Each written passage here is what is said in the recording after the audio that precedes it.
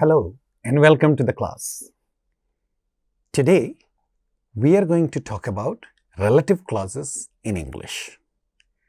Relative clause English sentence में एक खास तरह का कंस्ट्रक्शन होता है. जब हम सेंटेंस के कंस्ट्रक्शन के बारे में समझते हैं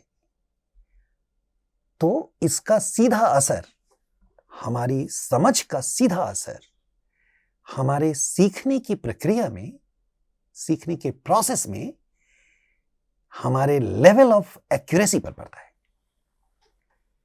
और जब हमारा एक्यूरेसी का लेवल ठीक होता है तो उसका असर हमारे फ्लुएंसी पर पड़ता है. हम सभी चाहते हैं कि हम नई भाषा जो सीख रहे हैं या जो सीखना चाहते हैं वो धारा प्रवाह बोल सकें.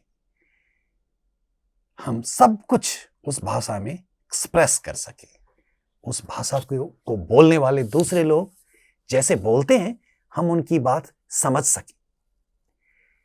इन सभी एक्टिविटी को एक साथ होने के लिए, एक जैसा होने के लिए हमको उस तरह से सीखना पड़ता है जैसे कोई एक बच्चा भाषा सीखता है. बच्चा से हमारा मतलब है सीखने की वो प्रक्रिया जिसमें कोई इंस्ट्रक्शन नहीं होती है. हम अपने आप सुनकर, बोलकर सीख पाते हैं. तो जिस प्रक्रिया से हमारे ह्यूमन कॉग्निशन में, हमारे माइंड में उसका कंप्यूटेशन होता है, वो सबकॉन्शियस में अपने आप होता रहता है. अगर हम उस प्रक्रिया में, उस प्रोसेस के कंस्ट्रक्शन पर ध्यान देंगे तो हमारा एक्यूरेसी और फ्लुएंसी अपने आप ठीक होता जाएगा.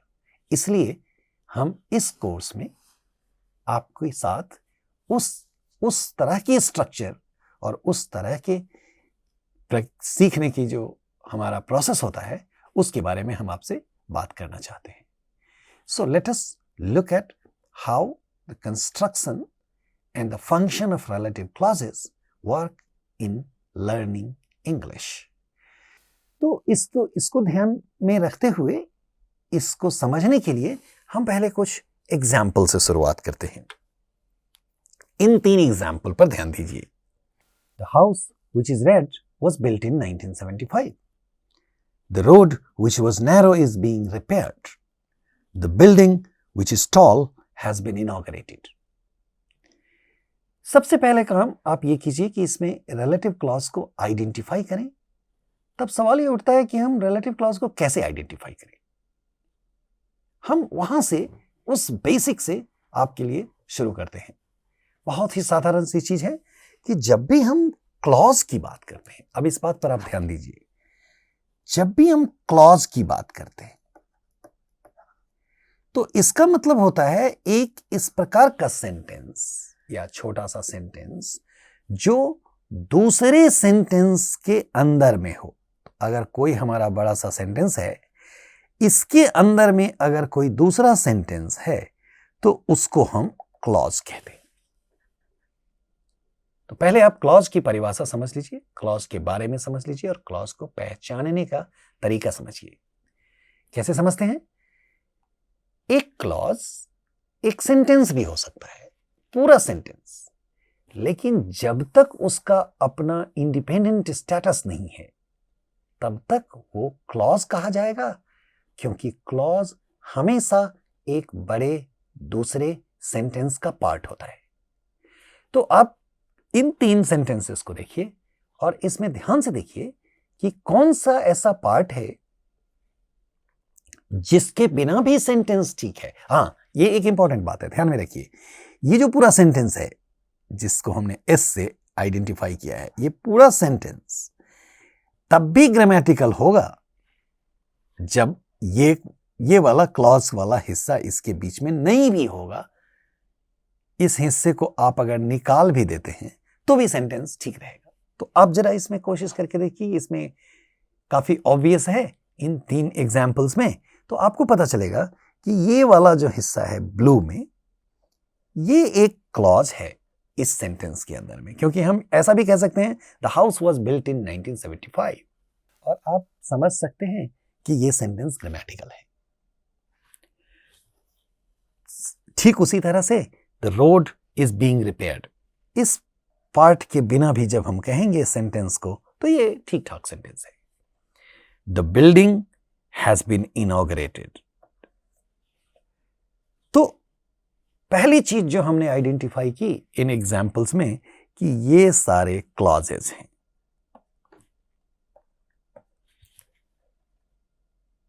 ये अपने आप में एक सेंटेंस है, which is red, which was narrow, which is toll. लेकिन चूंकि ये सेंटेंस इस बड़े सेंटेंस का पार्ट है, इसलिए इसको हम क्लॉज कहते हैं। अब सवाल उठता है कि हमने क्लॉज को पहचाना, इसलिए हमने आपको ब्लू में इस क्लॉज को दिखाया था इस स्लाइड पर। अब हम इसको रिलेटिव क्लॉज क्यों कहते हैं, यह समझना चाहिए हमको। ठीक इस 3 एग्जाम्पल से हम इस बात को समझ सकते हैं। अब आप देखिए, हमने इसीलिए ये इंडिपेंडेंट सेंटेंस इसलिए हैं कि आपका ध्यान न भटके और मेन पॉइंट पर ध्यान रहे। एक बार आप इस स्ट्रक्चर को समझ लेंगे, इस कंस्ट्रक्शन को समझ लेंगे, तो ये ठीक से आपके दिमाग में सेट हो जाएगा। मतलब आप वो जान पाएंगे कि इसी तरह हमारा दिमाग अपने आप सीखता है। जब अपने आप हम भाषा सीख रहे होते हैं तो हमारा दिमाग अपने आप इसी प्रकार से, इसी तरह से सीखता है। वो इसी तरह से चीजों को आइडेंटिफाई करता है, और जब वो आइडेंटिफाई कर लेता है अपने आप, मतलब without instruction, without any difficulty, without any problem, without us knowing the process, when we don't know the process, that process is called subconscious process. So once we understand that process, we start using them. We don't have to wait, we don't have to think, we start using them. So इसको देखिए, ये इस sentence को जब हम पढ़ते हैं तो इसमें पहला वर्ड है which. एक्चुअली इस तीनों सेंटेंस में ये वर्ड है which. तो मैं एक बात और आपको साइड में ये बताना चाहता हूं कि ये which आपने पहले भी कहीं पर सुना होगा, ये क्वेश्चन की तरह लगता है। मतलब ये क्वेश्चन वर्ड है, WH टाइप का क्वेश्चन वर्ड है, क्वेश्चन की तरह लगता है। लेकिन which, what, इस तरह के चीजें क्वेश्चंस होते हैं इंग्लिश में, लेकिन इन एग्जाम्पल्स में ये क्वेश्चंस नहीं है। मतलब ये है कि क्वेश्चन वर्ड की तरह दिखता हुआ वर्ड क्वेश्चन वर्ड नहीं भी हो सकता है, और ये हम उसके यूज पर निर्धारित करते हैं। This gets determined based on the uses of this words in a sentence. So in these examples they are called relative pronouns.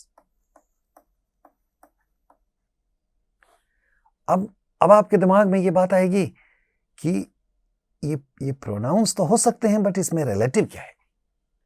अब मैं बताता हूं आपको कि इस सेंटेंस में जो भी अंडरलाइंड पार्ट है which, इन सारे को हम रिलेटिव प्रोनाउन कहते हैं। मतलब सेम वर्ड का 2 फंक्शन होता है।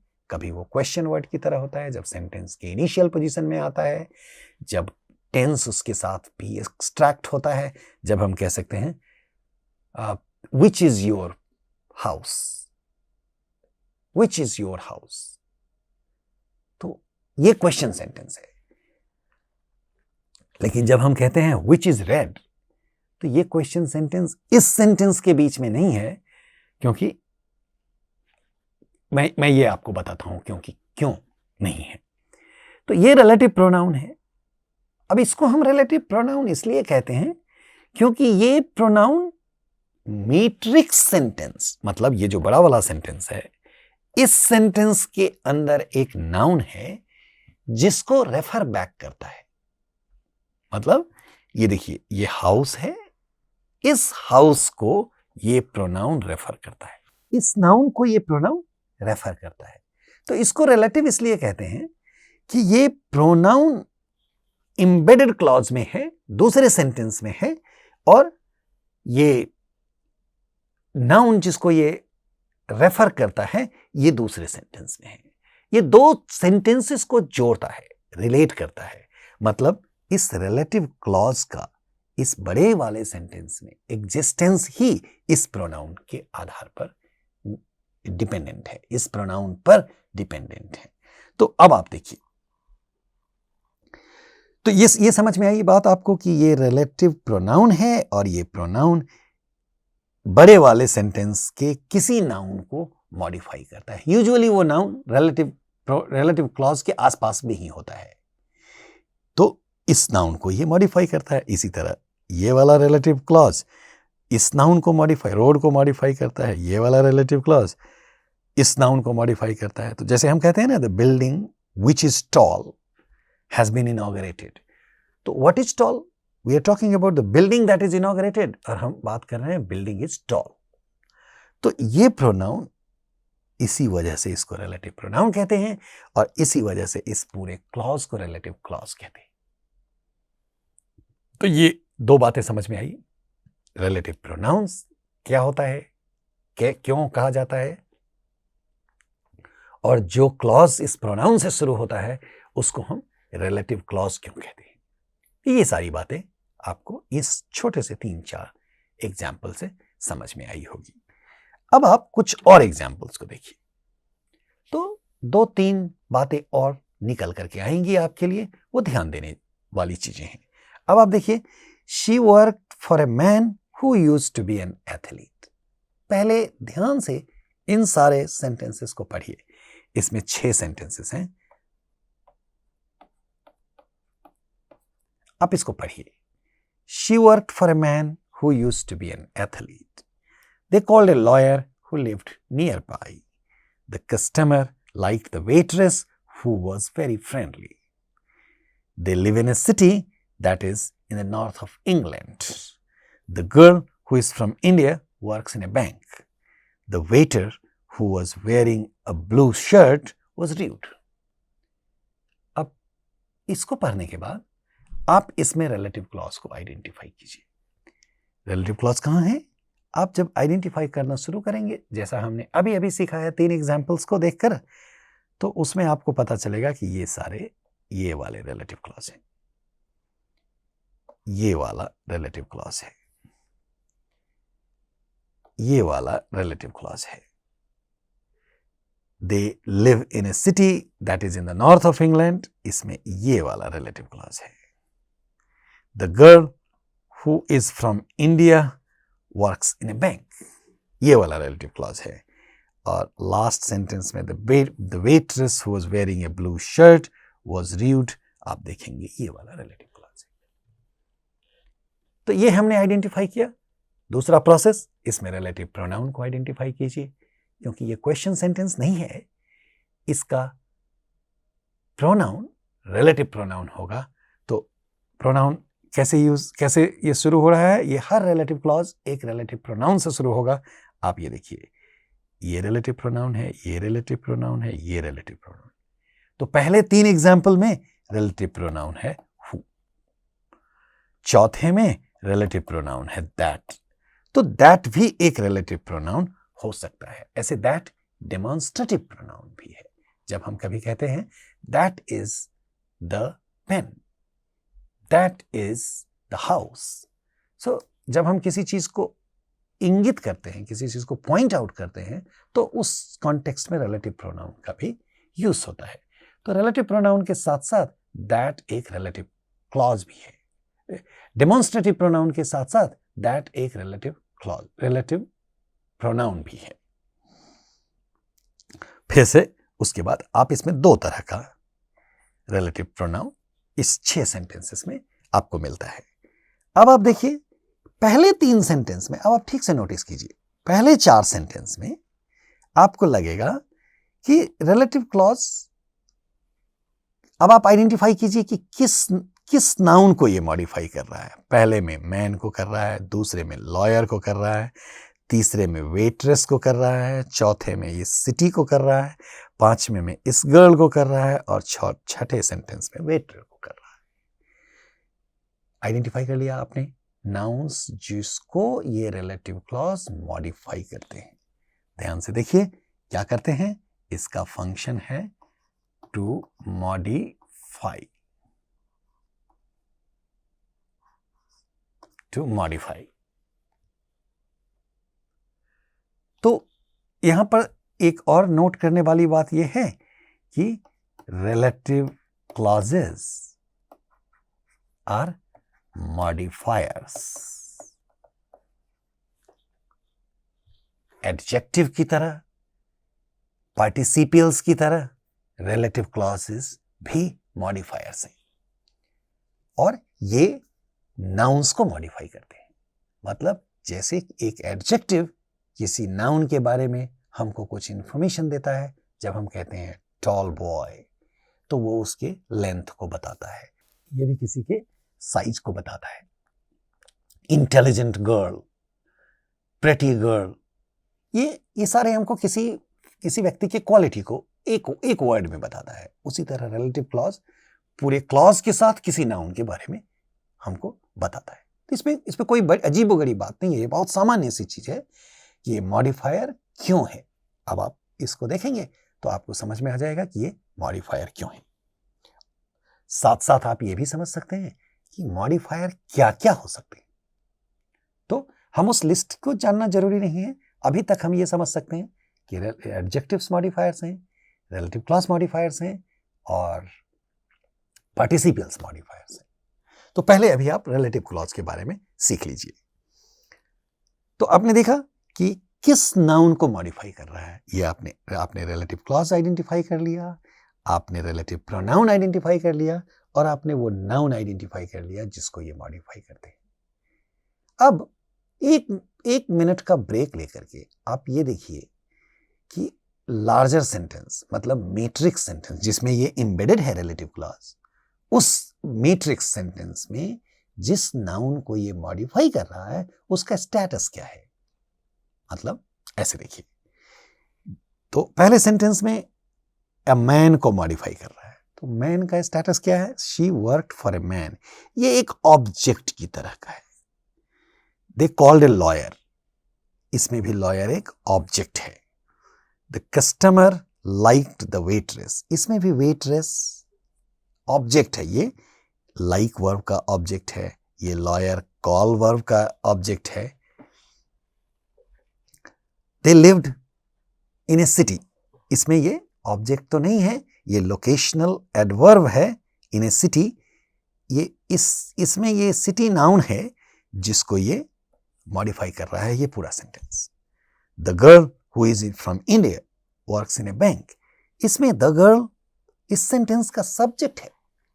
और लास्ट वाले में the waiter who was wearing a blue shirt was rude, ये वेटर भी सब्जेक्ट है। तो इस 6 एग्जाम्पल से आपको यह समझ में आएगा कि जो लार्जर सेंटेंस है मैट्रिक्स क्लॉज में उस नाउन का कोई भी स्टेटस हो सकता है। वो सब्जेक्ट भी हो सकता है, वो ऑब्जेक्ट भी हो सकता है और वो एडवर्ब भी हो सकता है।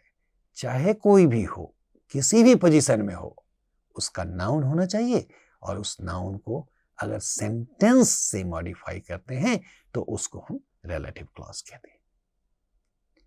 और रिलेटिव क्लॉज जिस नाउन को मॉडिफाई करता है यूजुअली उस नाउन के बाद वो आता है। आप देखिए यहां पर द गर्ल, इस नाउन को रिलेटिव क्लॉज मॉडिफाई कर रहा है तो इसके ठीक बाद है the girl who is from India works in a bank. और ये भी बात ध्यान में रखिए कि हमारा सेंटेंस रिलेटिव प्रोनाउन के बिना भी ग्रामेटिकल हो सकता है, रिलेटिव क्लॉज के बिना भी ग्रामेटिकल हो सकता है।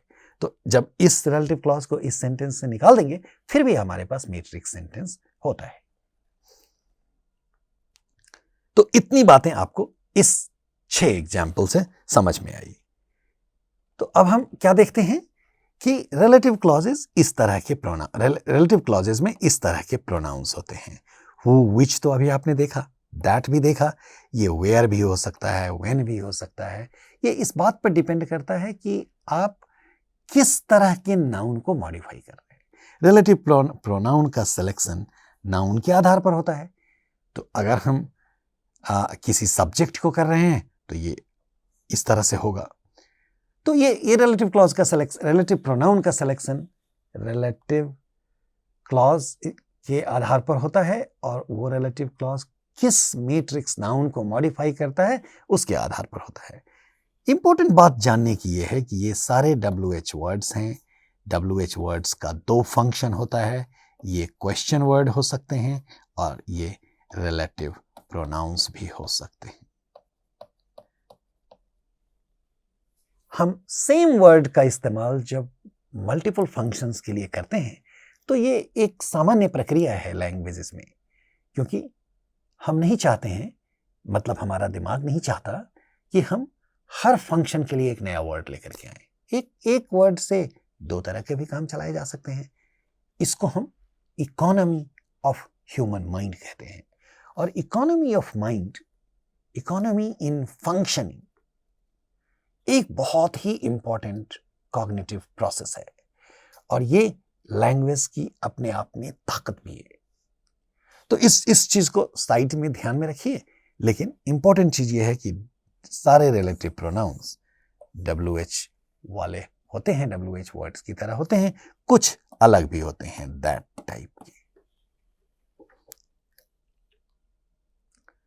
तो अभी तक जो आपने देखा है उसमें ये बिल्कुल क्लियर है कि रिलेटिव क्लॉज किसी सेंटेंस के अंदर में होता है। सेंटेंस के बारे में आप जानते हैं कि सेंटेंस में एक सब्जेक्ट होना चाहिए और एक प्रेडिकेट होना चाहिए। अब ये इंपॉर्टेंट नहीं है कि वो नाउन कहाँ है, वो नाउन सब्जेक्ट का पार्ट हो सकता है, वो नाउन प्रेडिकेट का पार्ट हो सकता है। प्रेडिकेट का पार्ट नाउन कैसे होता है, उसके लिए नाउन्स को या तो ऑब्जेक्ट्स होना चाहिए या एडवर्ब्स का पार्ट होना चाहिए।